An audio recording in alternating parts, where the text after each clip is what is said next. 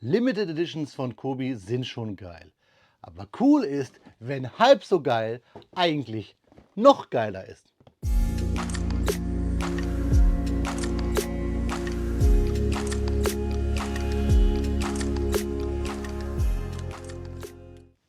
Willkommen in der Noppenklößchen-Scheune.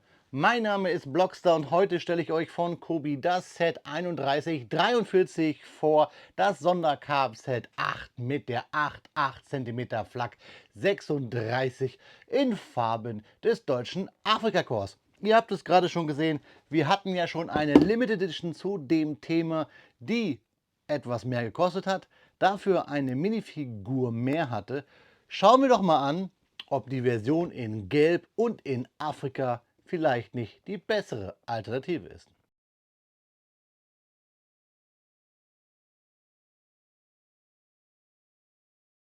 Ja, Freunde, da liegt unser Sondercarb-Set 8 und die 8,8 cm Flak 36 in Farben des deutschen Afrikakorps von Kobi auf den Bautisch. Deswegen natürlich aus der Historical Collection World War II, das Set 3143 im Maßstab 1:35, bestehend aus 975 Steinchen und 2 Minifiguren.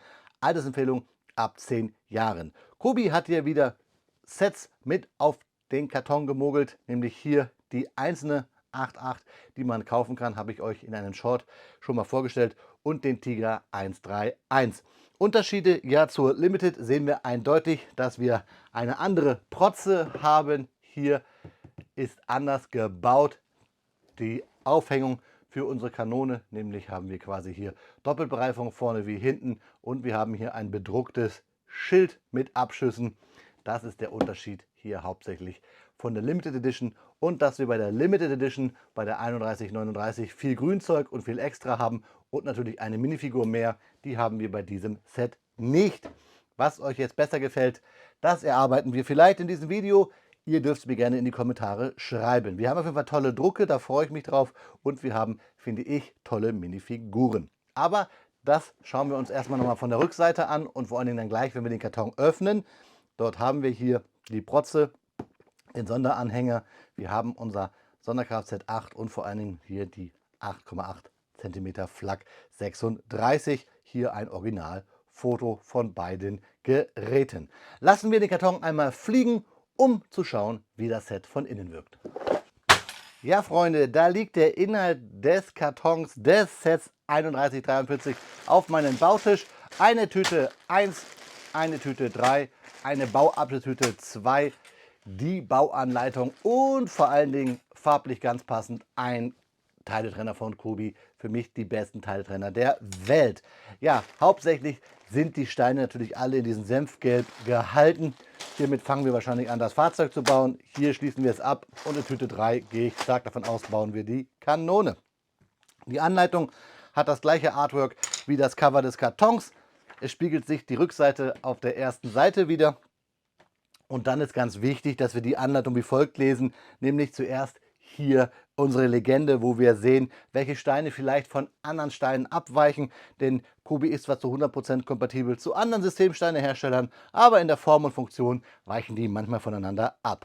Wir klemmen drauf los mit der Tüte 1, da könnt ihr euch die Steine sortieren, wie ihr wollt. Wichtig ist bei Kobi-Anleitungen immer, dass der erste Baustep immer farblich hervorgehoben ist, beziehungsweise da, wo ihr gerade seid, und der davor ist halt farblich entsättigt, meistens in so ein grau-blau gehalten.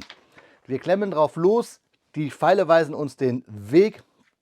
Es gibt manchmal extra Sonderfensterchen, die eine besondere Funktion erklären, und es gibt mitunter Anlegehilfen, dann braucht ihr gar nicht die Noppen zählen, aber ihr hättet ja zur Not auch den Teiletrenner, wo ihr ja auch hier die Noppen ablesen könnt. Wir arbeiten uns also von Baustep zu Baustep, von Bauabschnittstüte zu Bauabschnittstüte und sind dann später fertig mit dem Baustep. Wir blättern, wir blättern, wir blättern. Und ihr seht, wir bauen die Kanone wirklich zum Schluss und dann die Protze. Fertig sind wir mit der 264, wenn wir die Protze mit der Kanone an unser Sondercarb-Set 8 anhängen. Wobei nicht ganz, wir bauen ja noch die 2 Minifiguren. Auf den letzten Seiten dann immer traditionell die Teileübersicht und Werbung. Sollte euch ein Teil fehlen, Nummer notieren und bei Kobi hier auf der Webseite gleich rummeckern, denn das kann ja eigentlich nicht sein. Freunde, ich wünsche euch jetzt viel Spaß, während ich hier klemme, beim Lauschen der Fakten.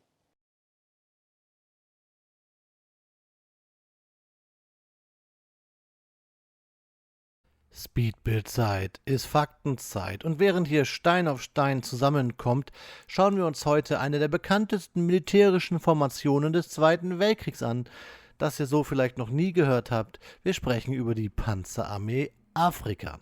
Für viele ist sie untrennbar mit dem Namen Erwin Rommel verbunden und mit den Bildern von Panzern, die sich durch die endlosen Sandflächen Nordafrikas kämpfen. Doch hinter diesem Mythos steckt eine komplexe militärische Geschichte. Die Geschichte beginnt im Jahr 1941. Italien hatte bereits 1940 von seiner Kolonie Libyen aus Ägypten angegriffen, erlitt jedoch nach anfänglichen Erfolgen schwere Niederlagen gegen die britischen Streitkräfte, verstärkt durch Truppen aus dem Empire. Um den Verbündeten zu unterstützen und den Verlust Nordafrikas zu verhindern, entschied das Deutsche Reich, ein Expeditionskorps zu entsenden, das Deutsche Afrikakorps, kurz DAK. Dieses Afrikakorps bestand zunächst aus der 5. Leichten Division, später der 15. Panzerdivision sowie verschiedenen Aufklärungsartillerie- und Versorgungseinheiten. Schon bald traf auch die 21. Panzerdivision ein. Oberbefehlshaber wurde Generalleutnant Erwin Rommel, der sich bereits im Frankreich-Feldzug 1940 einen Namen mit seiner Gespensterdivision gemacht hatte.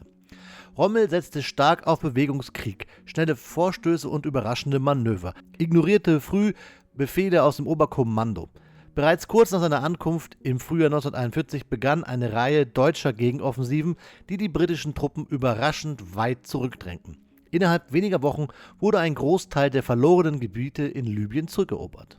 Eine der zentralen strategischen Positionen war die Hafenstadt Tobruk. Sie wurde zu einem der wichtigsten Brennpunkte der Nordafrika-Kampagne. Die Stadt hielt monatelang einer Belagerung stand und wurde erst 1942 von deutsch-italienischen Truppen erobert. Für diesen Erfolg wurde Rommel sogar zum Generalfeldmarschall befördert. Im Verlauf des Krieges wurde das Deutsche Afrikakorps organisatorisch erweitert und fusionierte. Zunächst entstand daraus die Panzergruppe Afrika, später die Panzerarmee Afrika und schließlich die Deutsch-Italienische Panzerarmee. So hieß das eigentliche Afrikakorps später bis zur Kapitulation. Neben deutschen Divisionen kämpften auch zahlreiche italienische Verbände mit, darunter die Panzerdivision Ariete, die motorisierte Division Trieste sowie weitere Infanterie- und Artillerieeinheiten Italiens. Der Krieg in Nordafrika stellte die Soldaten vor extremen Herausforderungen. Temperaturen von über 40 Grad Celsius, Sandstürme, Wasserknappheit und enorme Versorgungsprobleme bestimmten den Alltag. Fahrzeuge und Waffen litten stark unter Staub und Hitze, während Nachschub über tausende Kilometer transportiert werden musste. Gerade die Logistik wurde zum entscheidenden Faktor. Während die britischen Streitkräfte über relativ sichere Nachschublinien über Ägypten verfügten, waren die deutsch-italienischen Truppen stark von Seetransporten über das Mittelmeer abhängig. Viele dieser Transporte wurden von britischen Flugzeugen und Schiffen abgefangen, was regelmäßig zu Treibstoff- und Materialmangel führte. Militärisch erreichte die Panzerarmee Afrika ihren größten Vorstoß im Sommer 1942. Nach dem Fall von Tobruk rückten die Truppen tief nach Ägypten vor und standen schließlich nur noch wenige 100 Kilometer vor Alexandria und dem strategisch wichtigen Suezkanal. Doch bei El Alamein, einer kleinen Bahnhofsstation in der Wüste, kam der Vormarsch zum Stillstand. Die zweite Schlacht von El Alamein im Herbst 1942 markierte dann den Wendepunkt. Unter dem britischen Befehlshaber Bernard Montgomery gelang den Alliierten ein entscheidender Durchbruch. Die erschöpften und unterversorgten deutsch-italienischen Kräfte mussten sich über tausende Kilometer zurückziehen. Zur gleichen Zeit landeten im November 1942 amerikanische und britische Truppen in Marokko und Algerien, die Operation Torch. Damit gerieten die Achsenmächte in Nordafrika in eine strategische Zangenbewegung, ein Zwei-Fronten-Krieg. Die letzten Verbände der ehemaligen Panzerarmee Afrika kämpften sich bis nach Tunesien zurück. Dort wurden sie schließlich im Mai 1943 von alliierten Truppen eingeschlossen.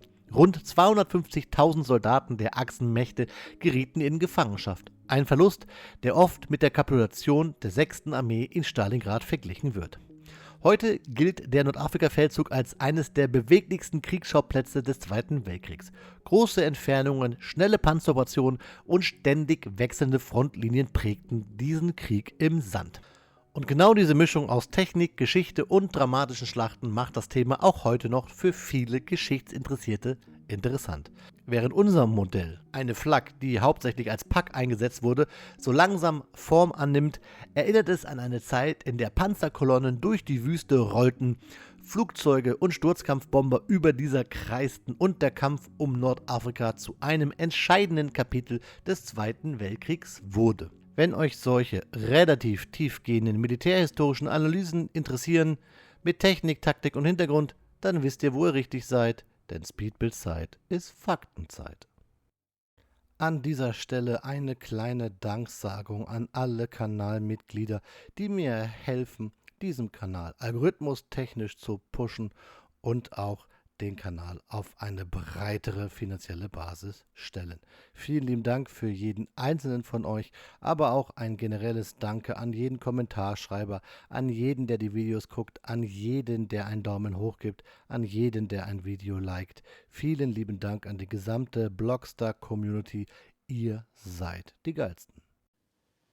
Nach 2 Stunden und 45 Minuten Bauzeit steht das Kobi-Set 3143, bestehend aus 975 Steinchen mit 2 Minifiguren, natürlich aus der Historical Collection World War II von Kobi in Maßstab 1:35 auf meinen Bautisch.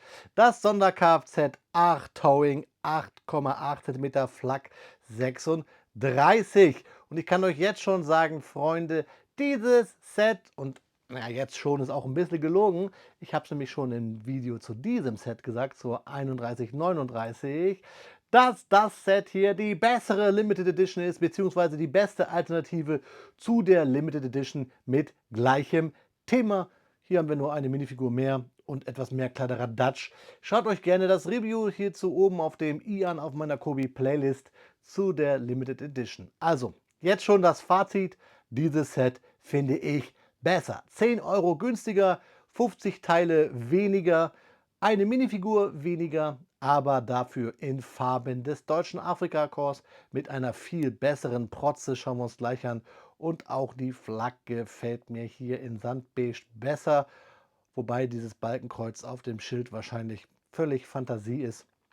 Aber auch die Figuren hier finde ich sehr interessant. Fangen wir an, üblich ist das, indem ich euch den Kobi-Teile-Trenner hier anpreise und lobe. Natürlich im Gelb, wenn wir über ein Set des deutschen Afrika-Korps sprechen. Ganz wichtig, Korps, nicht Korps. Das spricht man Chor aus. Dann, Freunde, ein paar Bügelperlen, die übergeblieben sind, ein paar C-Claims und hier eine Lichtabdeckung und ein Transclear-Bolzen sowie den Bügelperlen-Applikator geschenkt. Ein paar Steine on top ist immer gut. Dann sprechen wir über die Bauanleitung. 10 Jahre Altersempfehlung. Ganz interessant finde ich, dass wir hier auch noch ein Kobi-Set versteckt haben und da auch, habe ich euch gesagt, finde ich super. Ja, das Fahrzeug lässt sich super schön wegklemmen. Wir bauen mal wieder wie früher von unten die Platten, dann die Achsteile und dann eigentlich das Fahrzeug so hoch. Hier dicke Bricks, so dicke Plates haben wir dabei. Dann bauen wir vorne das Rad und dann das Kettensystem.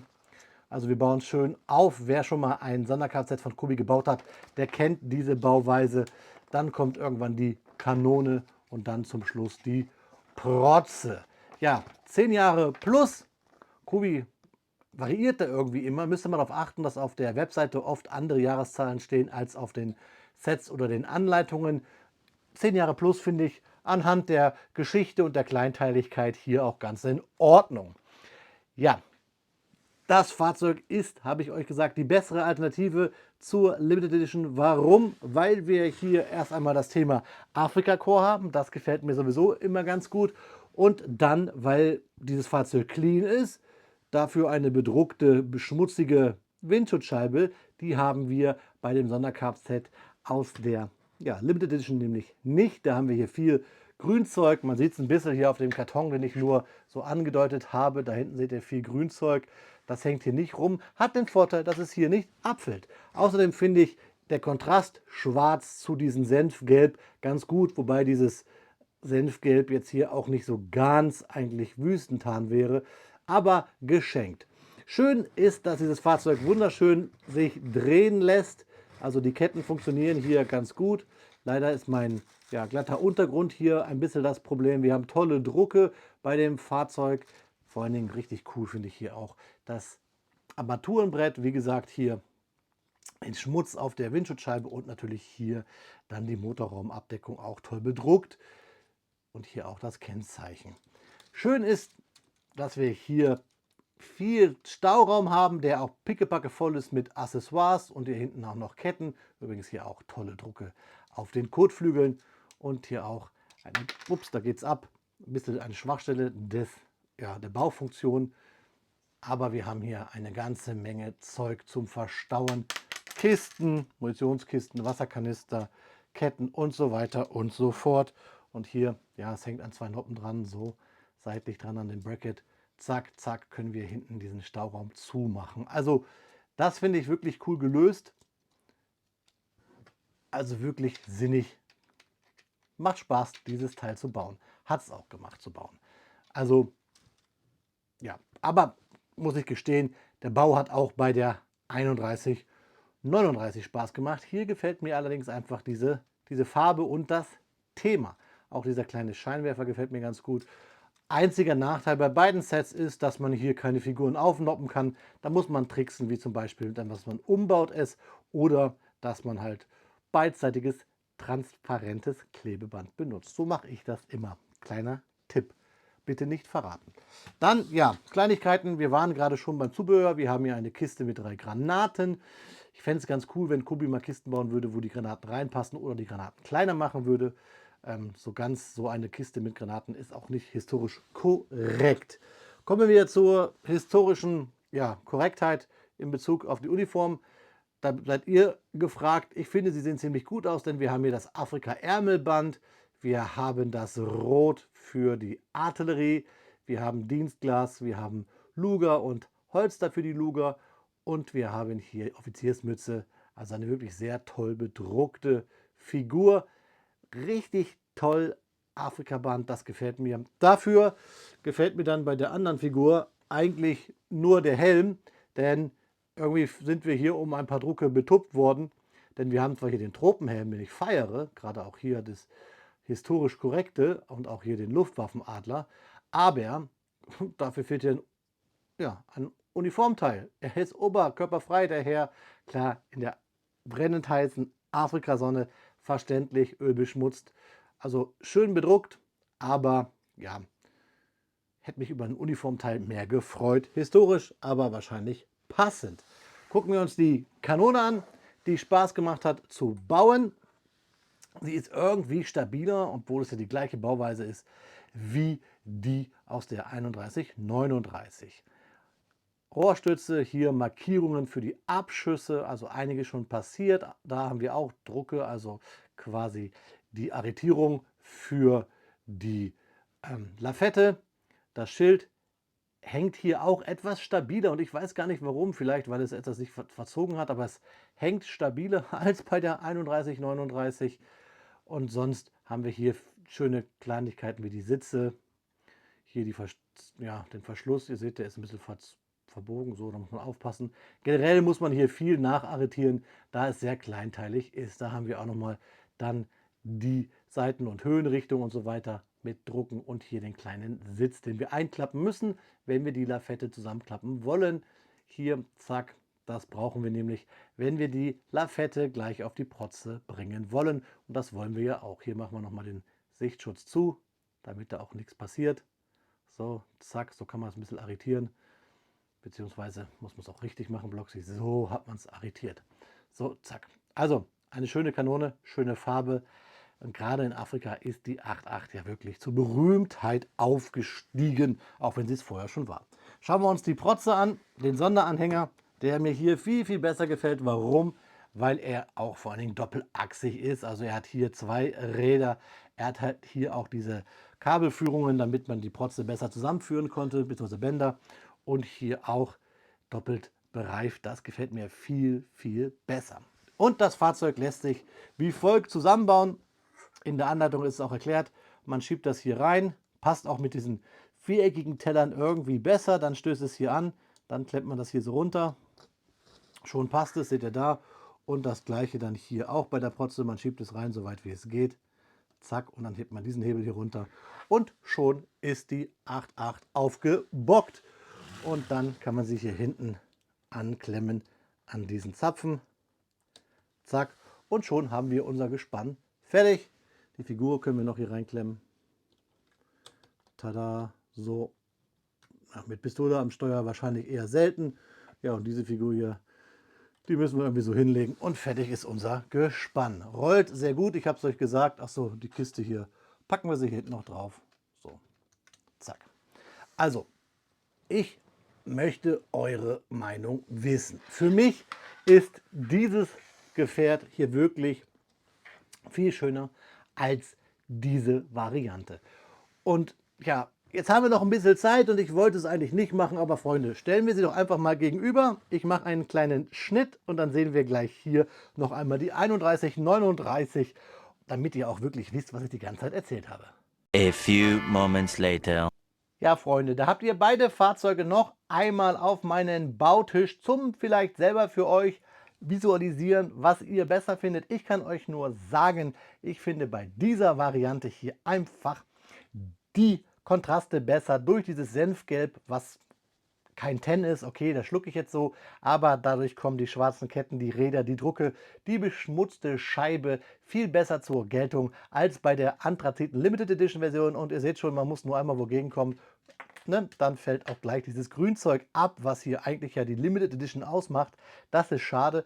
Natürlich sind das alles keine Spielzeuge, aber man muss auch mal im Regal vielleicht oder in der Vitrine umräumen oder zum Abstauben. Und dann ist blöd, wenn dir alles entgegenfällt. Und bei diesem Grünzeug hier ist das ganz oft der Fall. Und dann stört mich auch hier bei unserer 8.8 in der 18er Version, dass dieses Schild hier so wabbelig ist. Das ist hier bei der 36er Version anders, obwohl die Bautechniken da eigentlich gleich sind. Sie unterscheiden sich ja nur so ein bisschen in den Verschlüssen und ich meine in den Optiken. Das sind die Unterschiede zwischen der 8.8.18 und der 8.8.36. Habe ich aber alles im Video zur Limited Edition erklärt. Ihr bekommt jetzt Detailbilder unserer DRK-Version. Wie gesagt, wenn ihr hier gerne nochmal was nachschauen wollt, oben auf dem i findet ihr das Review zur Limited Edition. Welches Set ihr besser findet, das müsst ihr entscheiden. Schreibt es mir aber gerne unten in die Kommentare. Da möchte ich mit euch diskutieren. Dort gibt es ja auch eine neue Chat-Funktion. Lasst uns quatschen. Ich bin gerne bereit, mich von eurer Meinung vielleicht nicht verbessern zu lassen, aber einen Gedankenanstoß mitzunehmen, so wie ich euch gerne ja auch hier welche mitgebe. Das könnt ihr am besten machen, wenn ihr jetzt halt, wie gesagt, die Detailbilder euch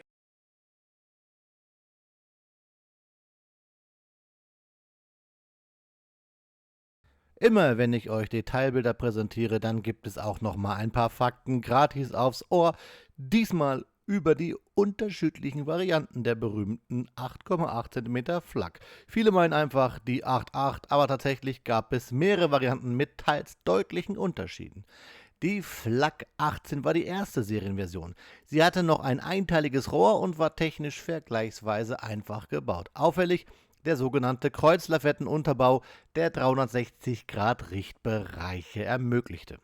Mit der Flak 36 kamen erste Verbesserungen. Das Rohr wurde jetzt mehrteilig, was Wartung und Austausch deutlich erleichterte. Außerdem wurde die Lafette verstärkt und robuster ausgelegt, wichtig für den Fronteinsatz, sehen wir auch hier in unserem Kobi-Set. Die Flak 37 unterschied sich weniger mechanisch, sondern vor allem in der Feuerleitung. Sie war besser in zentrale Zielsysteme integriert, also effektiver in der Flugabwehr, gerade im Verbund mit Entfernungsmessern. Dann kam die Flak 41, die oft als eigene Generation gesehen wird. Sie hatte eine höhere Mundungsgeschwindigkeit, eine größere Reichweite und war deutlich leistungsfähiger. Aber auch, wie so ist, typisch German Engineering, komplexer, störanfälliger und schwieriger in der Produktion. Kurz gesagt, die 18er Variante war die Basisversion, die 36er war wartungsfreundlicher und robuster, die 37er hatte eine bessere Feuerleitung und die 41er hatte mehr Leistung, war aber komplexer. Und genau diese Entwicklung zeigt, wie aus einer Flugabwehrkanone eine der gefürchtetsten Allzweckwaffen des Zweiten Weltkriegs wurde.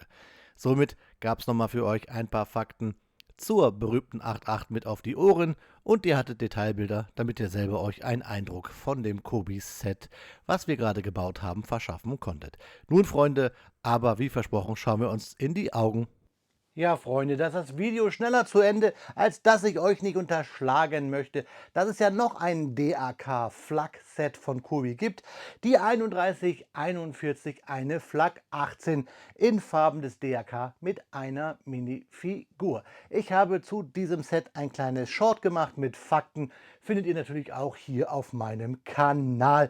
Und somit haben wir 2026 zwei Flak 8.8 in Farben des DRKs bekommen, eine 18er und die, wie ich finde, bessere Variante, hier unsere Flak 36.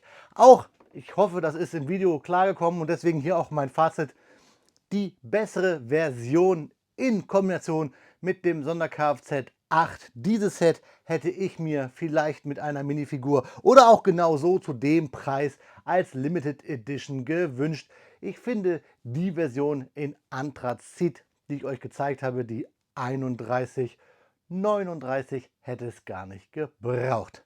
Schreibt eure Meinung gerne unten in die Kommentare. Lasst es mich gerne wissen. Mittlerweile kann man dort ja auch chatten über die Kommentare und ich kann euch sogar Sprachnachrichten geben. Also lasst mich eure Meinung wissen. Vielleicht findet ihr meine Meinung hier ja auch etwas kontrovers. Ich finde aber 8 Cent für ein Set vollkommen in Ordnung. Mit Sonder-Kfz, mit Sonderanhänger, mit Kanone und mit 2 Minifiguren. Herz, was willst du mehr? In diesem Sinne, Freunde, lasst es mich wissen. Wie immer bei einem Fahrzeug, denn wir haben hier ja ein Fahrzeug, wünsche ich euch eine gute Fahrt. Auf Wiederbauen, euer Freund, der Blockstar.